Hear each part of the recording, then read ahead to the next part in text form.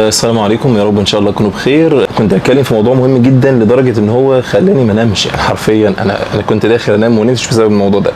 يا جماعه، ما فيش حاجه اسمها تحدي 7 ايام تباتا رهيب لحرق الدهون او لحرق دهون البطن، وشخص يطلع يعمل فيديو بان هو بيتمرن تمرين الكليمبرز اللي هو بيكون مستلقي على وجهه وبيطلع برجله الاثنين. هذا فقط كل اللي بيعمله تمارين اللي هو زي التسلق، تمام.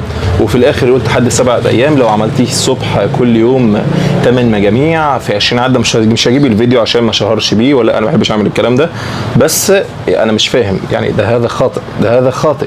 احنا بندعم الناس اللي بتتكلم بشكل علمي. انا واحد من الناس، انا ممكن اعمل لايك لمدرب بيتكلم بشكل علمي واعمل له كومنت واشجعه واعمل له فولو كمان، ما عنديش مشكله خالص. بس الناس اللي بتضحك على الناس لا، احنا الكلام ده خاطئ، الكلام ده خاطئ تماما. وفيديوهاته بنفس المسير. فيديو تاني 3 تمارين بس تنزيل دهون البطن، نفس الكلام، واقف بيعمل كده وبيعمل مش عارف وسطه كده وبيعمل جامبين جاكس وبينزل دهون البطن. مفيش حاجه اسمها كده، مفيش حاجه اسمها كده. اياكم تتبعوا الكلام ده يا جماعه. الكلام سهل، الكلام سهل والتمارين ما اكثرها يعني، بس الفكره كلها الكلام ده كله خاطئ، الكلام ده كله خاطئ وغير مبني على اسس علميه، تمام. وطبعا هي كل صفحته مقامه على كده، وللاسف عنده 1,000,000 متابع، ولكن هو بيستهوي الناس ان هو الناس محتاجه نقطه معينه يبدا يشتغل بيها ويتك على النقطه اللي الناس محتاجاها، الوتر الحساس زي ما بيقولوا.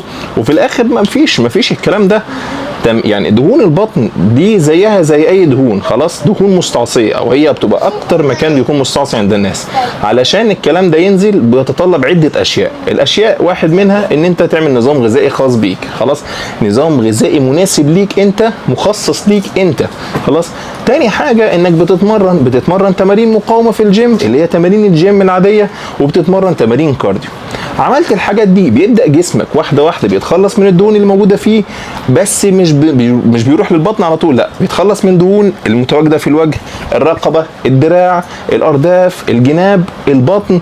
وكل واحد ليه كيفيه معينه، يعني ليه طريقه معينه، مش كلنا زي بعض، مستحيل. فهتلاقي الموضوع بيمشي واحده واحده، بيتركب واحده واحده، وبيتخلص من الدهون واحده واحده. مع التزامك بالنظام وعلى قد درجه التزامك واجتهادك في التمرين بتبدا تتخلص من الدهون.